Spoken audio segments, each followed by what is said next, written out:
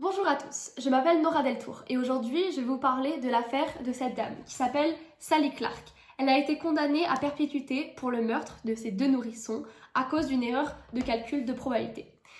C'est ainsi que je vais vous raconter en plusieurs étapes et les erreurs qui ont été commises. Donc tout d'abord, Sally Clark et son mari ont perdu ces 2 nourrissons probablement à cause de la mort subite du nourrisson. L'élément important est la déclaration et le calcul du pédiatre qui s'appelle Sir Roy Meadow. Il a ainsi mis en avant la probabilité, une chance sur 8543, basée sur 3 critères. Que Sally ait plus de 26 ans, qu'elle est non-fumeuse et qu'elle fait partie d'une famille aisée. Sauf qu'il a oublié de prendre en compte une information très importante qui est le sexe masculin des 2 nourrissons.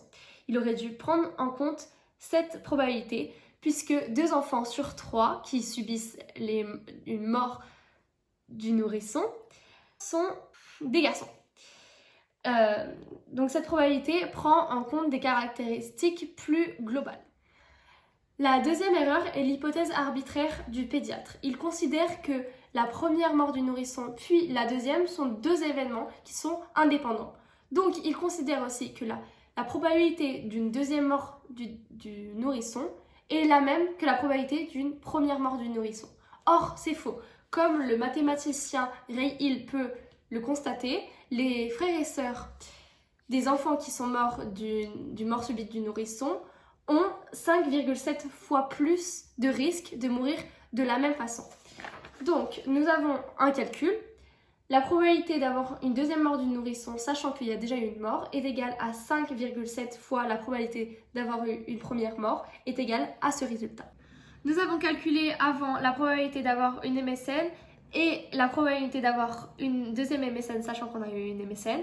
D'après la formule des probabilités totales, nous pouvons déduire la probabilité d'avoir 2 MSN d'affilée, donc la probabilité d'avoir une MSN 1 et d'une MSN 2, c'est la probabilité d'avoir une première MSN fois la probabilité d'avoir une deuxième MSN, sachant qu'on a déjà eu une MSN 1, c'est environ égal à une chance sur 333 333. La troisième erreur est l'interprétation des chiffres.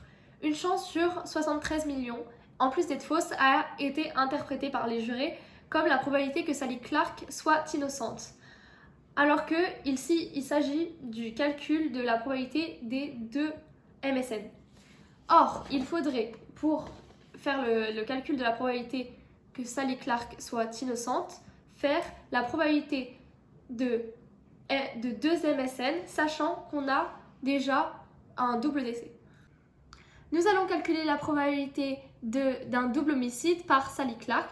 Donc, nous avons calculé la probabilité d'un premier homicide qui nous est donnée grâce à des données statistiques qui donnent ce résultat. Puis, grâce à l'énoncé, nous avons la probabilité d'un deuxième homicide, sachant qu'on a un premier homicide, qui est une chance sur 123. Donc, nous pouvons calculer la probabilité de 2 homicides, qui est égale à la probabilité d'un premier homicide fois la probabilité d'un deuxième homicide, sachant qu'on a déjà un premier homicide, et nous obtenons ce résultat. Nous allons maintenant calculer la probabilité d'un double décès, donc qui représente soit les 2 bébés sont morts par MSN, soit Sally Clark a fait un double homicide. Donc ainsi maintenant nous pouvons calculer D, qui est en fait la probabilité que les 2 bébés soient morts par MSN, plus la probabilité que nous avons un double homicide par Sally Clark, et nous obtenons ce résultat.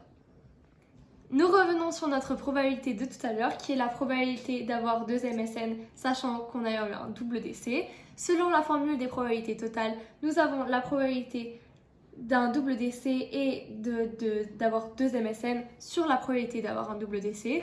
Ainsi, nous pouvons voir grâce à ce schéma que les 2 MSN sont compris dans D. Donc, nous pouvons dire que la probabilité d'avoir 2 MSN, sachant qu'on a un double décès, est égale à la probabilité d'avoir 2 MSN sur la probabilité de D. Après calcul, nous avons trouvé 0,90. En conclusion, nous pouvons dire que Sally Clark a été innocente 9 chances sur 10.